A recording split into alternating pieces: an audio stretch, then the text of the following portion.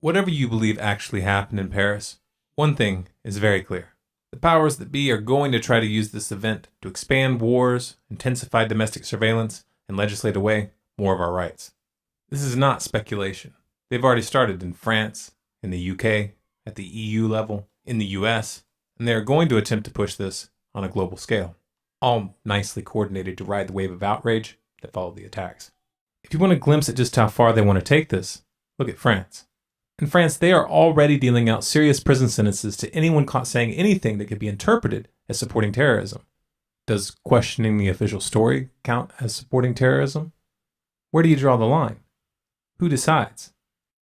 On parle beaucoup depuis quelques jours, Nathalie, d'unité nationale, mais attention, toute la France n'était pas dans la rue hier. Ah non, Élise, faut pas faire preuve d'angélisme. C'est justement ceux qui ne sont pas Charlie qu'il faut repérer. Ceux qui, dans certains établissements scolaires, ont refusé la minute de silence, ceux qui balancent sur les réseaux sociaux et ceux qui ne voient pas en quoi ce combat est leur. Eh bien, ce sont eux que nous devons repérer, traiter, intégrer ou réintégrer dans la communauté nationale. Et là, l'école et les politiques ont une lourde responsabilité.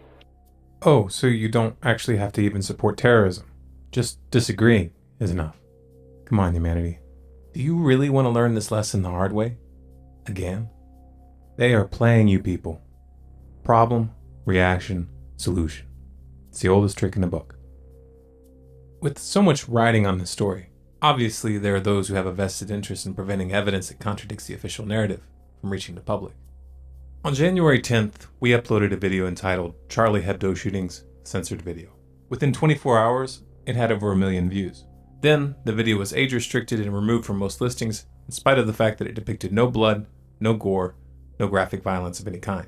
It did, however, present evidence which challenges the official narrative of the event. In spite of being age restricted, the video continued to grow and added another 1 million views. We uploaded a French translation of the same video on January 12th. Within one day, the French version was taken down completely. Not age-restricted, not blocked in some countries, completely deleted from the site. Again, this video showed no blood or gore whatsoever. We proved this by zooming in and slowing down the footage. We're not going to show that footage again here. We're not going to give them any excuse to block this video. However, if you enter the following URL in your browser, you'll find a download link to the original files. Watch it and come to your own conclusions.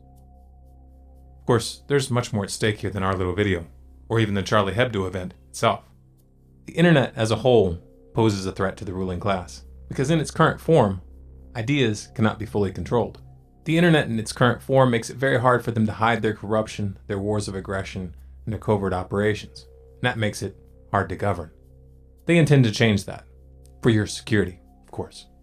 Funny, isn't it? 17 people get killed in France, supposedly over an issue of free speech, and the first thing that governments of the world want to do is use that event to take away free speech on the internet. It's also funny that these same governments expressed no outrage whatsoever as the United States military killed hundreds of thousands of civilians in Iraq, Afghanistan, Pakistan, Yemen, and elsewhere. Apparently, it's not murder if you use a drone or a guided missile. Apparently, it's not terrorism if women and children are killed by soldiers and government bureaucrats. We have heard that 500,000 children have died. I mean, that's more children than died in Hiroshima. And you know, is the price worth it? I think this is a very hard choice, but we think the price is worth it. Now, it's only murder when politicians and the corporate media tell you it's murder. And if they get their way, they'll be able to take down any website, video, or social media account that dares to contradict them. There's one question on many of your minds right now. What can we do? How can we fight back? Well, first of all, stop waiting for instructions. Do what you can. Use the talents you have. Get creative. If each and every one of you just did what you could without worrying about whether or not you would succeed, that would be enough.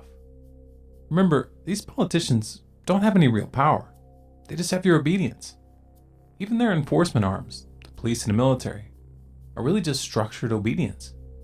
Withdraw that obedience, and it's game over.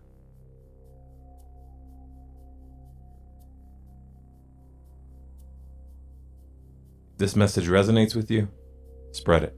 If you want more, subscribe to Storm Clouds Gathering on YouTube, or follow us on Facebook, Twitter, and Google+. If you have a topic request, post it in the comments. And for the full transcript and sources, visit our website at stormcloudsgathering.com.